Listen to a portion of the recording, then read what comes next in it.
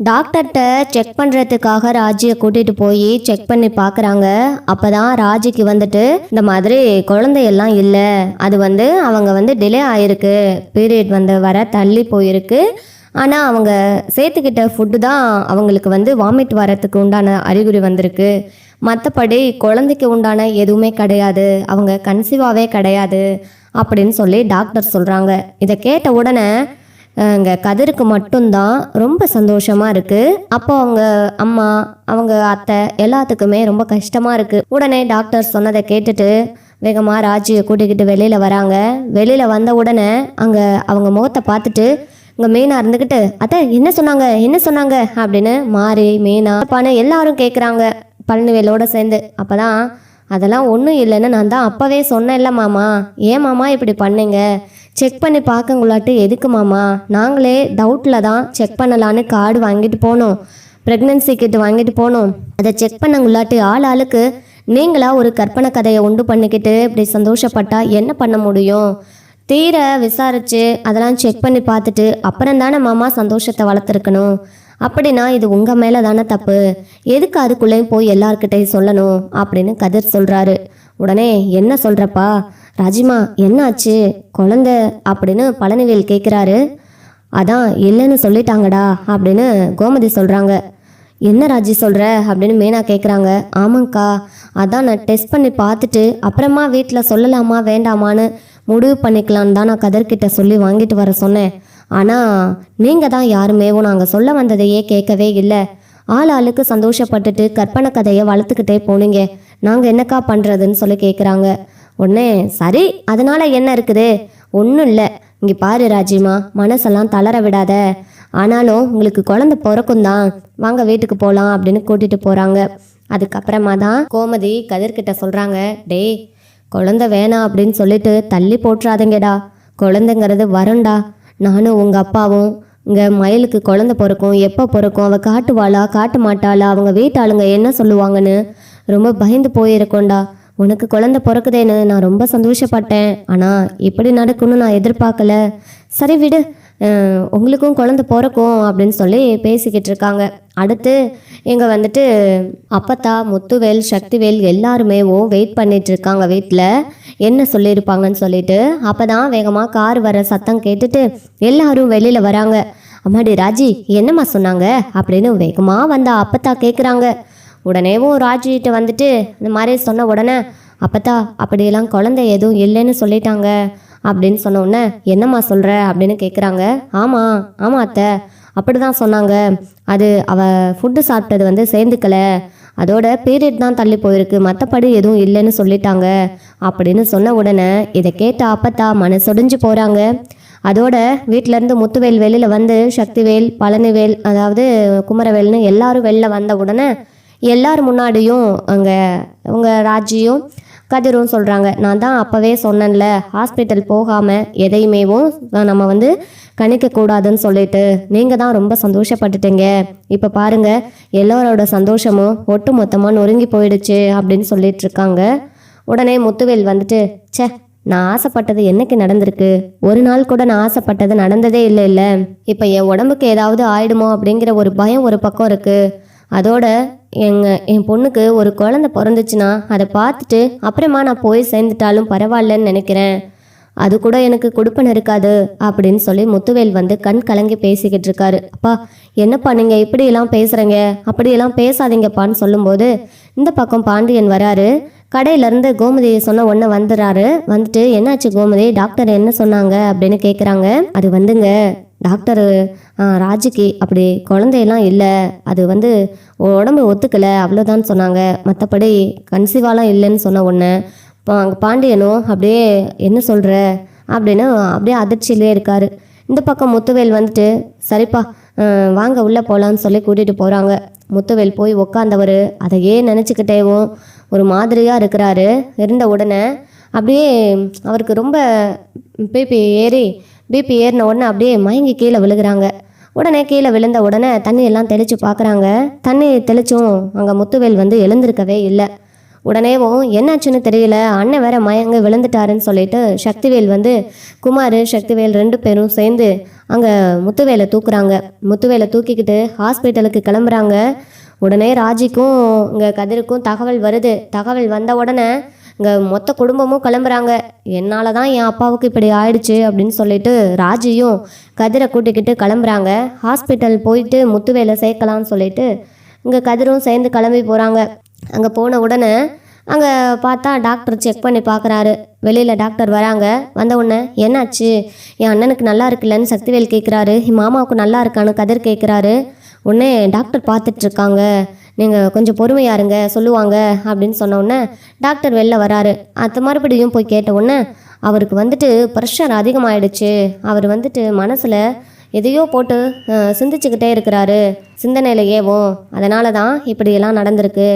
அவரோட இதுக்கு அவர் சந்தோஷமாக இல்லாமல் ரொம்ப ப்ரெஷர் ஏற்றிட்டாரு. அது மட்டும் இல்லை, அவர் நினச்சது நடக்கிற வரைக்கும் அவரை யாராலையும் குணப்படுத்தவே முடியாது. அவர் ரொம்ப ஒரு மாதிரியாக இருக்கிறாரு அப்படின்னு சொன்ன உடனே டாக்டர் இதுக்கு என்ன வழி அப்படின்னு கேட்குறாங்க. அவங்க மனசில் அவர் என்ன நினச்சிருக்காரு அப்படிங்கிறத நீங்கள் கேட்டு அதை நிறைவேற்றி வச்சா மட்டும்தான் அவர் குணமடைய வாய்ப்பு இருக்குது. இல்லைன்னா என்னால் சொல்ல முடியாதுமா அப்படின்னு சொல்கிறாங்க. சரிங்க டாக்டர், இப்போ நாங்கள் போய் பார்க்கலாமான்னு கேட்ட உடனே போய் பார்க்கலாம், ஆனால் அவரை ரொம்ப டிஸ்டர்ப் பண்ணாதீங்கன்னு சொல்கிறாங்க. சரிங்க டாக்டர்னு சொல்லிட்டு உள்ளே போய் முத்துவேலை பார்க்குறாங்க. பார்த்துட்டு ராஜி கட்டி பிடிச்சி கதறி அழுகிறாங்க.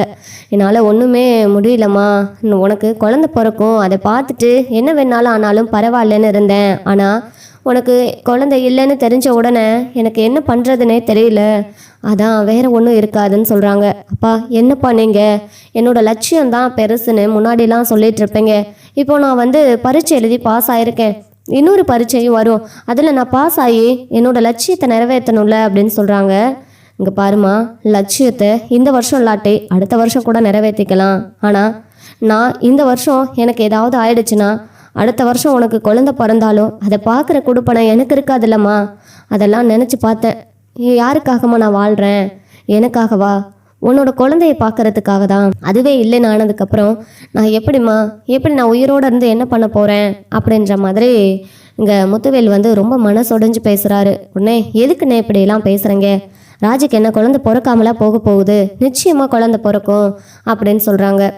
அதுக்கப்புறமா தான் இப்போ வீட்டுக்கு கூட்டிகிட்டு போகலாமா டாக்டர்னு கேட்குறாங்க. தாராளமாக கூட்டிகிட்டு போகலாம், ஆனால் அவர் வந்து முன்ன மாதிரிலாம் இருக்க மாட்டார். திடீர்னு அவருக்கு பிபி அதிகமாகலாம், தலை சுற்றி மயக்க வரலாம். அதனால் நீங்கள் கேர்ஃபுல்லாக அவரை பார்த்துக்கோங்க. ஏதாச்சும் ஒன்றுனா சீக்கிரம் ஹாஸ்பிட்டலுக்கு கொண்டுட்டு வாங்க அப்படின்னு சொல்கிறாங்க. சரிங்க டாக்டர்னு சொல்லிட்டு வீட்டுக்கு கூட்டிகிட்டு போனதுக்கப்புறம் ராஜியும் கதிரும் சேர்ந்து பேசுகிறாங்க. கதிர், என் அப்பா சொன்னதை கேட்டியா? வீட்டில் உள்ள எல்லாருமேவும் மனசொடைஞ்சு போயிட்டாங்க. இவங்களுக்காகனாலும் நம்ம குழந்தை பெற்றுக்கலாமான்னு கேட்குறாங்க. ராஜி, உனக்கு என்ன பைத்தியமா பிடிச்சிருக்கு? ஏற்கனவேவும் ஒரு பரீட்சை எழுதி பாஸ் ஆகிருக்க, இன்னொரு பரீட்சை எழுதி பாஸ் ஆகிட்டு அப்படின்னா உனக்கு ட்ரைனிங் முடிஞ்ச உடனே நீ போலீஸ் ஆக போகிற. ஏன் உனக்கு புரிய மாட்டேங்குதுன்னு கேட்குறாங்க. புரியாமல் இருக்கிறது எனக்கு இல்லை கதிர், உனக்கு தான். நான் நல்லா யோசித்து தெளிவாக தான் பேசுகிறேன். எனக்கு இப்போதைக்கு என் அப்பாவோட உயிர் தான் முக்கியம், அப்புறம்தான் என்னோட லட்சியமெல்லாம் அப்படின்னு சொல்கிறாங்க. ராஜி, நீ ஏன் புரிஞ்சுக்காம பேசுகிறேன்னு சொன்னோன்னே, போதும் கதிர், நான் பரீட்சை எழுத போகிறேன்னு தெரிஞ்சும் என் அப்பா கூட தானே நீ நின்ன. அவருக்கு உடம்புக்கு முடியல, அவரை காப்பாற்றணும் அப்படிங்கிற ஒரு நோக்கத்தில் தானே நீ அவர் கூட இருந்த. ஆனால் இப்போது அந்த இதெல்லாம் நீ பற்றி கவலைப்படலை இல்லை. உனக்கு குழந்தை முக்கியமா படிப்பு முக்கியமானு கேட்குற. எனக்கு ரெண்டையும் விட என் அப்பாவோட உயிர் தான் முதல்ல முக்கியம். அதுக்கு நம்மளுக்கு முதல்ல குழந்தை பிறக்கணும். நீ என் அப்பாவோட உயிரை அப்போ காப்பாற்றாமல் இருந்திருக்கலாம்ல. அதனால தான் இப்போ எங்கள் அப்பா வந்துட்டு அப்போ நீ எங்கள் அப்பாவோட உயிரை இதனால தானே காப்பாற்றினேன். எல்லாரோடையும் நான் படிப்போட என் அப்பாவோட உயிர் தான் முக்கியம்னு நீ நினைக்கும் போது அதை நான் நினைக்க மாட்டேனா? இங்கே பாரு, நீ என்ன சொன்னாலும் பரவாயில்ல, என் அப்பாவோட உயிரை காப்பாற்றினாலும் நம்மளுக்கு ஒரு குழந்தை பிறக்கணும். நீ வா, என் அப்பாவை போய் பார்த்துட்டு வரலான்னு வீட்டுக்கு போகிறாங்க. ஹாஸ்பிட்டல்லேருந்து வீட்டுக்கு கூட்டிகிட்டு வந்து விட்டுட்டு இதெல்லாம் வீட்டில் அதாவது வெளியில் வந்து ஒரு ஓரமாக நின்று பேசிட்டு வீட்டுக்குள்ளே கூட்டிகிட்டு போகிறாங்க. வீட்டுக்குள்ளே போன உடனே முத்துவேல்கிட்ட, அப்பா இப்போ உங்களுக்கு உடம்பு பரவாயில்லையா அப்படின்னு கேட்குறாங்க. பரவாயில்லம்மான்னு சொல்கிறாங்க.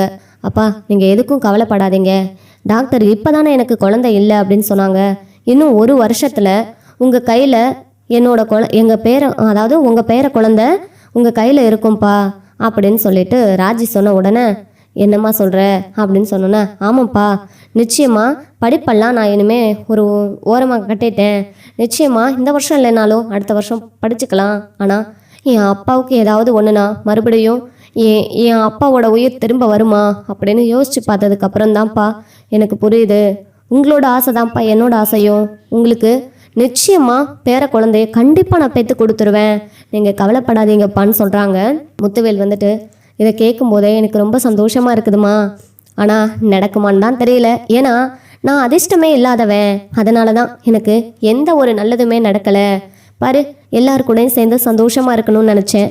கடவுள் எனக்கு இப்படி ஒரு வியாதியை கொடுத்துட்டான். நான் என்ன பண்ணுறது?